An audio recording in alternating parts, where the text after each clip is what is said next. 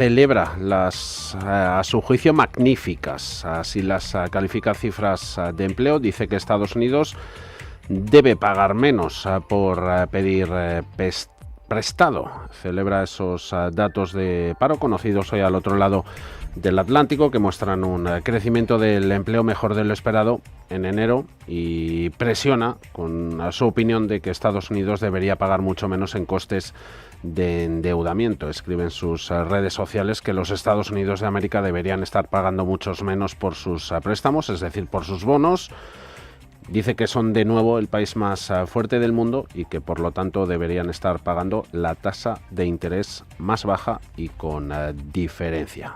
Más presión para la Reserva Federal. En mercados el dólar fortaleciéndose frente a otras divisas tras esos positivos datos de empleo sorprendentemente sólidos, los que deja enero, que apuntan a la buena salud subyacente de la economía estadounidense. Lo malo es todo lo que se revisó a la baja, la cifra de 2025. Empresas estadounidenses que crearon esos 130.000 puestos de trabajo el mes pasado, superando las previsiones de forma amplia, y eso apunta a que la Reserva Federal seguirá aplazando nuevas recortes, nuevas rebajas en los tipos de interés, con esa tasa de desempleo que cae al 4,3% en enero, desde el 4,4% de diciembre. El dólar subiendo un 0,13, está en 0,76 unidades por franco suizo. El euro bajando un 0,13 frente al billete verde en 1,1879, y el índice dólar comparativa con principales divisas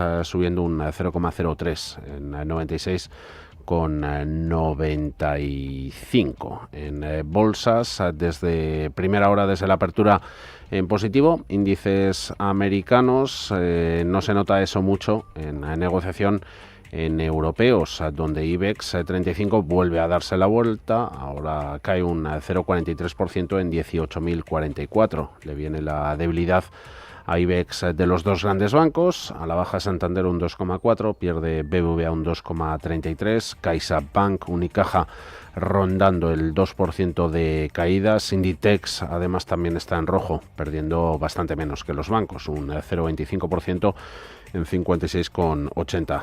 La acción que más cae en IBEX es Amadeus, 4,37. En el lado de las subidas, con buenas recomendaciones, ArcelorMittal, 5,7, antes ganaba más del 6, está en 55,76. Indra, con esa desinversión de Amber Capital, retrocediendo, ganando un 3,46% en 51,50, y luego Utilities, beneficiadas de esos movimientos en rendimientos de los bonos, está en Agas subiendo un 2,3, Endesa un 2,26%.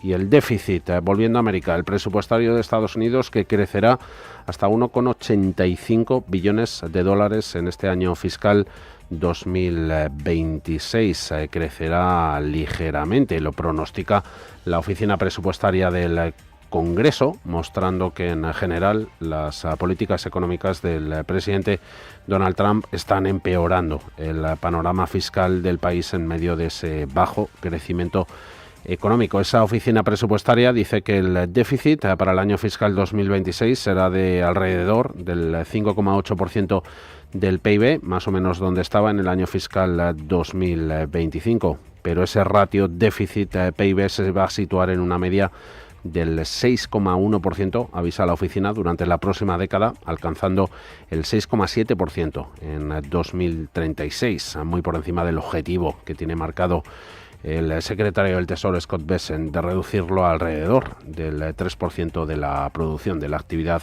económica. Así que tienen deberes por ahí. Una diferencia importante es que esas previsiones de la Oficina Presupuestaria del Congreso se basan en proyecciones de crecimiento económico significativamente más bajas que las que maneja la administración Trump, fijando el crecimiento real del PIB este año en el 2,2%. Funcionarios de la administración Trump han dicho en los últimos días que el crecimiento del primer trimestre de este año podría superar el 6% debido al aumento de las inversiones en fábricas y centros de datos, todo lo relacionado con la inteligencia artificial. Ese déficit fiscal de 2026, el que se aspira a ver, es de unos 100.000 millones de dólares, un 8% mayor en las proyecciones actuales de la Oficina del Congreso que en las proyecciones que hizo en enero de 2025 esta misma agencia, y el déficit acumulado en el periodo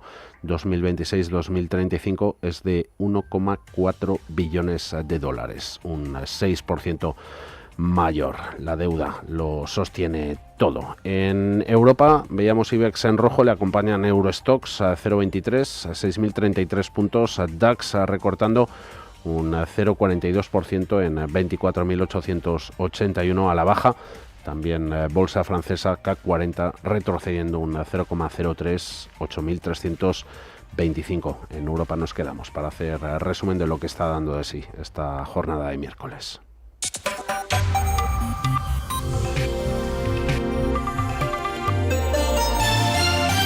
Repaso como siempre con Gemma González. Gemma, buenas tardes de nuevo. Buenas tardes, Javier. La Unión Europea busca impulsar los sectores industriales europeos que han perdido terreno a favor de las manufacturas chinas. Quiere Bruselas dar preferencia a los productos fabricados en Europa. Es una de las herramientas más relevantes que está ahora mismo sobre la mesa de la propia Comisión Europea. Pero hay diferencias dentro de los 27. Mientras Francia la defiende abiertamente, los países nórdicos son más escépticos, y en medio de estas dos posturas, Bruselas intenta buscar el punto de encuentro. I believe in strategic sectors. Creo, dice la presidenta de la Comisión, Ursula von der Leyen, que en sectores estratégicos la preferencia europea es un instrumento necesario que contribuirá a fortalecer la base productiva propia de Europa. Pero quiero ser clara, no existe una solución única para todos los casos. Por eso, cada propuesta debe estar respaldada por un análisis económico sólido y ajustarse a nuestras obligaciones internacionales. El presidente francés Emmanuel Macron defiende la idea, la defendía esta misma semana. Decía que la preferencia europea más sofisticada es el contenido europeo. Es en lo que estamos entrando ahora. Hay muchos sectores en los que no tendría sentido crear contenido europeo porque ya no se producen aquí. Es el caso de móviles, lavadoras. Sin embargo, sí que hay segmentos en los que sí se fabrica y en los que es la clave de la lógica del sector, y ponía el presidente francés como ejemplo el sector del automóvil. Y la justicia de Países Bajos ordena abrir investigación sobre la política y la gestión interna del fabricante de chips Nexperia en manos de China, al considerar que hay motivos fundados para dudar de su administración. Se prevé que la investigación dure varios meses. El tribunal ya había desempeñado un papel clave en la disputa sobre Nexperia en octubre pasado, cuando suspendió al director general chino Zhang Zuozhen, alegando preocupaciones sobre su gestión. Medidas que siguen vigentes con la apertura de la investigación. El director sigue suspendido y el nombramiento de un director temporal en Nexperia y la transferencia de las acciones de Nexperia siguen en vigor. La empresa, con sede en los Países Bajos, pero cuya empresa matriz es la china Bintech, ha sido objeto de un enfrentamiento entre Pekín y Occidente que amenazaba con perjudicar a los fabricantes de automóviles que dependen de sus chips. Y empresas protagonistas. Heineken va a despedir a 6.000 trabajadores, casi el 7% de su plantilla. Lo hará en los próximos 2 años debido a la crisis que dice afronta el sector. Un plan de ajustes que coincide con la caída de ventas y rentabilidad registrada en el ejercicio fiscal 2025. Ya en 2021 el grupo inició un plan de recortes de hasta 8.000 puestos de trabajo dentro de la organización, con los que esperaba generar unos ahorros de 2.000 millones de euros. En este caso, Heineken explica que como resultado del aumento de la productividad, la mejora operativa de la empresa y una transición a una clusterización de algunos mercados, es decir, la fusión entre algunas filiales, prevén reducir la plantilla en aproximadamente 5.000, 6.000 puestos de trabajo durante los próximos 2 años. We want to further step up productivity. We committed to 400 to 500 million euros of savings. Los plazos variarán según el mercado y estarán sujetos a las circunstancias y a los procesos locales.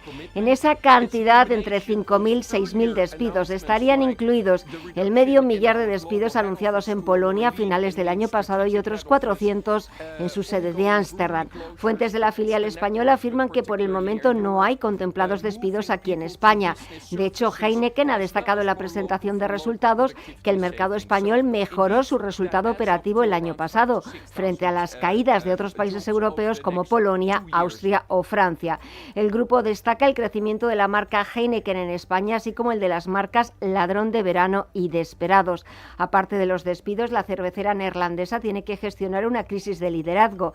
El CEO de Heineken, Dolf van den Brink, al que estábamos escuchando, dimitió el mes pasado, lo hizo por sorpresa y la compañía desde entonces busca un nuevo sustituto. Y Dassault Systems se desploma en bolsa ante unos resultados que anticipan ese apocalipsis del software ante el avance de la inteligencia artificial y las dudas de que desplace lo termine haciendo a este tipo de compañías. La francesa es una de las compañías que está sufriendo un mayor castigo bursátil por esa amenaza, hasta el punto de que ha reducido su capitalización un 44% en los últimos 12 meses hasta los 25.700 millones de euros. Hoy está bajando cerca de un 20% en los 18 euros por acción. Dassault Systems cerró el cuarto trimestre del año pasado con un estancamiento de los ingresos de la división de software y un aumento del 1% en el conjunto de la facturación en términos constantes, hasta los 1.681 millones de euros. Los resultados han decepcionado al mercado, aunque las previsiones para este ejercicio para 2026 son un poquito más optimistas. La compañía estima un crecimiento de beneficios ligeramente mayor para este año, mientras se prepara para lanzar y monetizar más ofertas de inteligencia artificial. David Cortina, responsable de renta variable de Santander Private Banking. Lo que está pasando hoy, principalmente, por supuesto, el tema de resultados que han decepcionado y el mercado pues lo está penalizando fuertemente, y además las guías de cara a este 2026 tampoco generan mucha visibilidad para la compañía. Y lo que está pasando en Dassault pues viene a ser lo que está pasando últimamente en las compañías de software. El mercado se está posicionando mucho más hacia las compañías de semiconductores que están con exposición a la IA frente a todo lo que puede estar relacionado con el software y puede ser perjudicado de todo el tema de inteligencia artificial, ¿no? Otra francesa, la petrolera Total Energies, obtuvo en el cuarto trimestre del año pasado un beneficio neto de 2.900 millones de dólares, lo que supone una caída interanual del 7%. Misma reducción se ha visto para el ejercicio completo de 2025, con unas ganancias de 13.100 millones de dólares. A pesar del retroceso de los beneficios, la compañía ha anunciado un incremento del dividendo del 5,6% hasta los 3,40 euros por acción. David Cortina. Los resultados de Total por la parte de downstream han sido bastante buenos en cuanto a mejora de margen del refino, y sin embargo por comparativa con el precio del petróleo pues había caído, ¿no? Estas compañías, al igual que otros sectores como podría ser el financiero que has comentado anteriormente, el mercado, el catalizador que está viendo es precisamente el programa de buyback, de recompra de acciones y de dividendos. Eso es lo que está valorando fuertemente. Hemos visto compañías que están anunciando recompras muy importantes en cuanto a dividendos y acciones. Dividendos y recompras de autocartera. Commerzbank gana un 1,9% menos en 2025, pero anuncia subida de la retribución al accionista y ese programa de recompra de acciones propias. El resultado neto del banco alemán el año pasado fue de 2.630 millones de euros, debido principalmente a gastos de reestructuración por un coste total de 562 millones. Aún así, el banco dice que ha conseguido el mejor resultado operativo de su historia en el último ejercicio. En concreto, el beneficio operativo ascendió a 4.509 millones, un 17,5% más, frente a los 3.837 millones registrados un año antes. Por segmentos, el negocio con clientes particulares y pequeñas empresas en Alemania se benefició especialmente de un incremento de alrededor del 11% en la actividad de valores. En el negocio de clientes corporativos, la cartera de préstamos creció un 10% respecto al año anterior. Es la CEO de Commerzbank, Bettina Orloff, quien está convencida de que podrán materializar un potencial adicional significativo en los próximos años. Por ello, el banco ha anunciado una retribución de hasta 2.700 millones de euros a los accionistas con cargo a estos resultados, que es más de lo prometido. En concreto, la entidad propone un dividendo de 1,10 euros por acción frente a los 0,6 euros de 2024 y nuevas recompras de hasta 500 540 millones de euros. Seguimos en Alemania con Lufthansa. La aerolínea no llega a un acuerdo con los sindicatos para evitar huelga de pilotos y trabajadores de cabina. Será mañana jueves. Una huelga que supondrá una interrupción que dejará en tierra cientos de vuelos. Además, supone un desafío, más que para la actividad del grupo, para la rentabilidad de la aerolínea, que está en tela de juicio por parte del mercado. La huelga de pilotos propuesta comenzaría mañana jueves aproximadamente a medianoche, afectando a todas las salidas desde aeropuertos alemanes operados por Lufthansa y su aerolínea de carga. Se trataría de la primera huelga de pilotos desde 2022 y se sumaría a la lista de desafíos que enfrenta el grupo de aviación más grande de Europa, incluidos retrasos en las entregas de aeronaves, altos impuestos, tarifas y el complicado lanzamiento de su cabina premium Allegris. Las huelgas anteriores interrumpieron miles de vuelos comerciales de Lufthansa. Las de 2014 y 2026 le costaron a la compañía cientos de millones de euros. Y BMW ha llamado a revisión a más de 28.500 vehículos en Alemania debido a un riesgo de incendio relacionado con componentes detectores del motor de componentes defectuosos del motor de arranque. El problema, dice BMW, afecta a una amplia gama de modelos y recomienda a los conductores que no dejen sus vehículos sin supervisión con el motor en marcha. Y Bayer recibe una mejora de recomendación de Sabadell al considerar que el valor ofrece una nueva oportunidad tras la decisión del Tribunal Supremo de Estados Unidos de revisar el caso Durnell, un movimiento que abre la puerta a una posible reducción del riesgo legal vinculado al glifosato. Aunque la sentencia definitiva no se conocerá hasta junio de 2026, este paso ya ha favorecido un notable cambio en la percepción del mercado, con la acción de Bayer rebotando más de un 100% en el último año.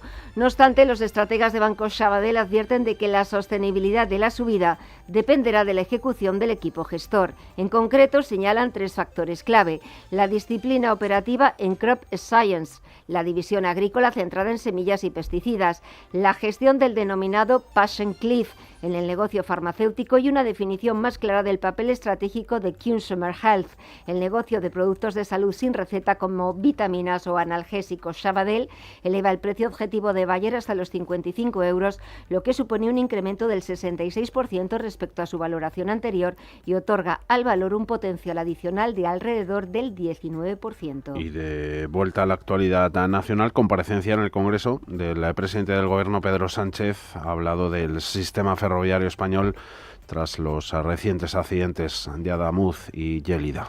Sánchez reconoce que el sistema no es perfecto, que presenta carencias significativas, especialmente en algunos territorios, aunque ha calificado de bulo colosal que el Ejecutivo no invierta en el mantenimiento de las infraestructuras. Hay mucho trabajo por hacer, mucho por mejorar, pero pese a estos problemas se trata de uno de los mejores sistemas ferroviarios del mundo. Me parece también importante, igual de importante, no desinformar a la sociedad ni generar miedo diciendo que nuestro sistema ferroviario es decadente o inseguro, porque sencillamente eso no es cierto. Y sobre el accidente de Adamuz en Córdoba, según el Gobierno, la infraestructura cumplía rigurosamente todos los protocolos de mantenimiento y control establecidos por las autoridades españolas y europeas. Aún así, es probable, ha dicho el presidente, que tengamos que ampliar y mejorar los estándares de calidad. Ni siquiera esa promesa convence al Partido Popular. ¿Le ha contado el año pasado el señor Puente que no se celebró ni una sola sesión del Comité General de Seguridad de Adif? Ni una en el año 25. ¿Pese a que es preceptivo? Mire, después de estas 10 consideraciones incumplidas, encargue a sus abogados que lo vayan mirando todo, que les va a hacer falta. Su negligencia fue continuada y tuvo resultado de muerte. Su gobierno se sentará en el banquillo también por esto. Donde no deberían seguir sentados en sus escaños es el ministro de Transportes y usted. Y a lo largo de este miércoles una tractorada ha recorrido Madrid para protestar contra la PAC y ese acuerdo comercial de la Unión Europea con Mercosur. Más de 1.500 agricultores, más de 350 tractores venidos de toda España recorren la capital. En estos momentos ya han llegado al Ministerio de Agricultura, donde los convocantes van a leer varios comunicados con sus reivindicaciones. Se trata de una movilización importantísima para que se escuche al campo. Luis Cortés es el coordinador estatal de Unión de Uniones. El objetivo es cambiar estos dos acuerdos. Tenemos un año por delante y hoy digamos que es el pistoletazo de salida en Madrid, porque o se modifican sustancialmente ambas propuestas o los actores recorrerán las calles de Madrid muchos días en este año que tenemos desde este momento. Hace 2 años, Unión de Uniones ya organizó una tractorada similar en el centro de Madrid y la de este miércoles se suma a las que lleva protagonizando el sector desde principios de año en distintos puntos del país. En este sentido, avisan de que la movilización no solo interpela al campo, no es algo solamente que compete a la agricultura o al ganadero, sino también compete al resto de la ciudadanía. Los consumidores son los que tienen la calidad de la alimentación de su familia encima de la mesa.